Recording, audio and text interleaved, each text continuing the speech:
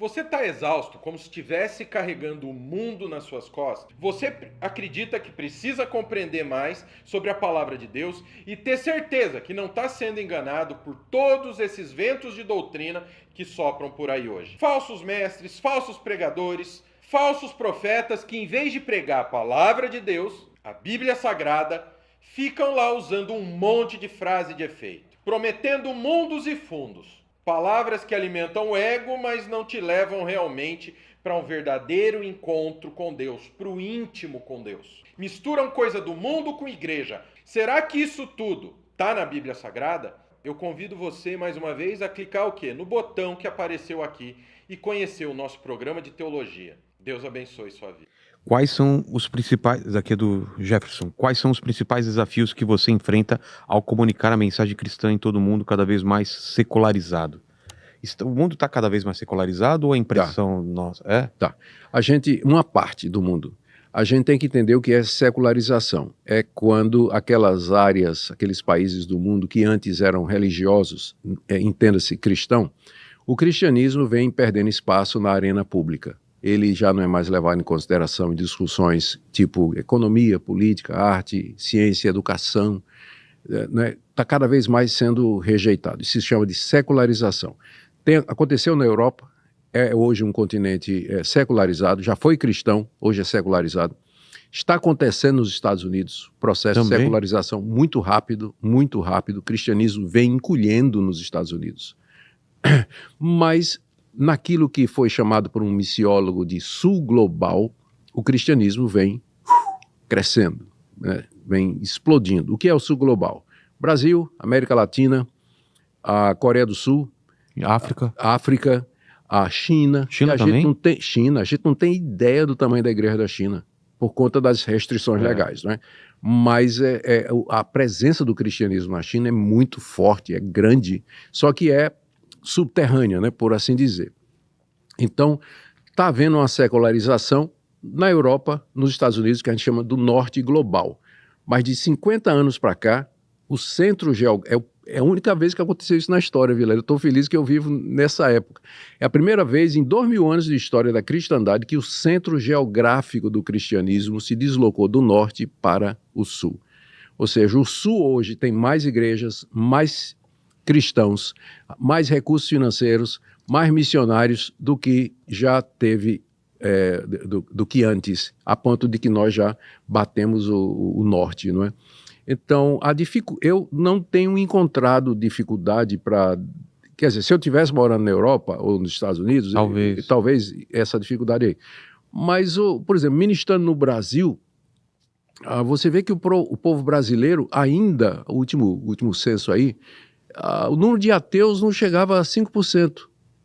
Nem isso, 3%, alguma coisa aí. Todo mundo crê em Deus no Brasil. É claro que precisamos definir quem é Deus aqui, né? Mas todo mundo crê em Deus. Então, ainda é um país extremamente religioso. Então, não tem dificuldade que eu encontraria, por exemplo, da parte de uma sociedade ateísta, secularizada, totalmente darwinista, naturalista nos seus pensamentos, né?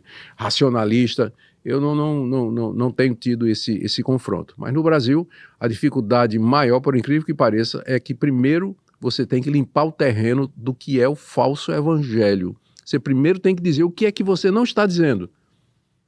Porque se eu me apresento como pregador, o pessoal já vai pensar que eu sou um pastor que quero roubar, né, as pessoas por conta do que tem acontecido com a explosão de igrejas neopentecostais no Brasil.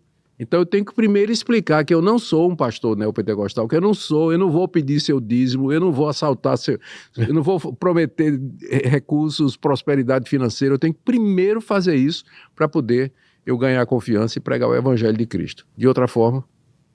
Com certeza. Difícil. E a internet ajuda nessa... espalhar essa mensagem, né? Coisas que na época bíblica o pessoal não podia nem imaginar um jeito de... A pessoa tinha que ir para o lugar, né? Para espalhar o evangelho. Você sabe que tem uma comparação muito interessante. A descoberta da imprensa... vou colocar o contrário. As redes sociais estão hoje para o andamento do evangelho na mesma proporção que a descoberta da imprensa por como é o nome? Gutenberg. Gutenberg estava para a reforma protestante. Veja só, se Gutenberg não tivesse descoberto a prensa móvel que permitia a reimpressão rápida de muita coisa, as 95 teses de Lutero estariam presas até hoje nas portas do castelo de Wittenberg. O que Lutero fez? Pegou a invenção de Gutenberg, panfletou a Europa toda com as suas ideias, e foi isso que deflagrou a reforma em nível continental. Hoje, as redes sociais exercem o mesmo papel. Hoje eu gravo um sermão, gravo uma entrevista, a gente não tem ideia do alcance que isso pode ter. No outro lado do mundo, no Japão, uma pessoa vai assistir. Isso é maravilhoso. Pro bem e pro mal também, Pro bem né? e pro mal. É. Bem pro mal. Quais são suas perspectivas sobre o futuro do cristianismo em um mundo cada vez mais globalizado e diversificado? Eu só sei o seguinte, que Jesus disse que as portas do inferno não vão prevalecer contra a igreja. Deus sempre vai ter um povo para o louvor da sua glória. Que formato isso vai ter nos próximos anos, eu não tenho a menor ideia. Há cerca de 100 anos atrás, 200 anos atrás, o pastor, para pregar, ele tinha que botar uma toga genebrina preta e usar uma peruca branca. Ah, é? Era obrigatório. Hoje em dia a gente prega de Peruca calça branca jeans. já tá usando. Que é peruca, pra quem não tá vendo, isso daí é peruca. Hoje em dia a gente prega de calça jeans e camiseta escrita I love Jesus, né? Ou com a cara do Mickey, né? Exato. Então, eu não sei qual vai ser a cara da cristandade daqui, eu não vou nem dizer 50 anos, daqui a 10 anos, eu não sei qual vai ser a cara da cristandade. Mas uma coisa eu sei, que sempre haverá um povo que ama o Senhor Jesus, que ama a Bíblia, que quer espalhar o evangelho pelo mundo, abençoar as pessoas. Isso aí eu tenho certeza que sempre vai haver. Agora, a forma em que isso vai acontecer, não tem ideia. Eu descobri recentemente a inteligência artificial, eu não sabia. Eu não sabia. E, olha, mão na roda para você fazer pesquisa, para você entrar se aprofundar em determinadas áreas. Eu estou aposentando alguns livros meus, viu, depois disso aí. É mesmo? Ah, sim, fantástico. Tá usando o quê? O ChatGPT? ChatGPT, sem dúvida. Eu personalizei um chat, é possível fazer a personalização, não é? Carreguei na memória dele todos os meus livros, artigos, cursos e tudo mais.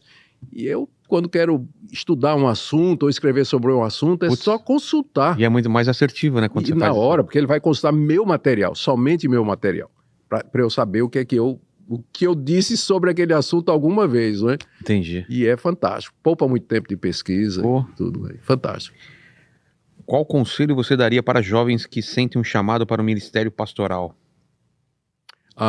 Veja só, na área de vocação, nós dizemos que a convicção pode ser formada a partir de 3 coisas. Primeiro, você tem que querer, isso é chamado de o chamado interno. Você tem que querer. Baseado em 1 Timóteo, capítulo 3, verso 1, se alguém deseja ser bispo, presbítero, pastor, excelente obra almeja. Você tem que desejar no coração. Segundo, a sua igreja tem que ver isso, a sua comunidade, sua liderança tem que olhar para você e dizer, puxa, você tem jeito para isso, você tem queda para isso.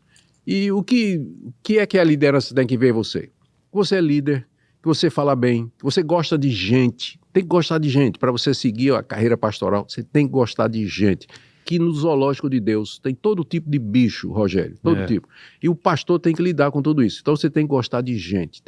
Terceira coisa, as circunstâncias. Você quer, você tem o jeito para isso, mas você é arrimo de família. Você está trabalhando, tem um trabalho, porque você sustenta sua mãezinha, só tem ela, você não tem irmãos, não tem ninguém, sua mãe é viúva, é órfã de pai e mãe, não tem nada. Então você não pode largar sua mãe para fazer um seminário, entrar num curso teológico para ser consagrado pastor. Então, é uma maneira de Deus estar dizendo assim, pelo menos, ainda não é a hora. Não é que você não vai ser, mas ainda não é o momento. Então, chamado interno, chamado externo e as circunstâncias. Essa é a resposta.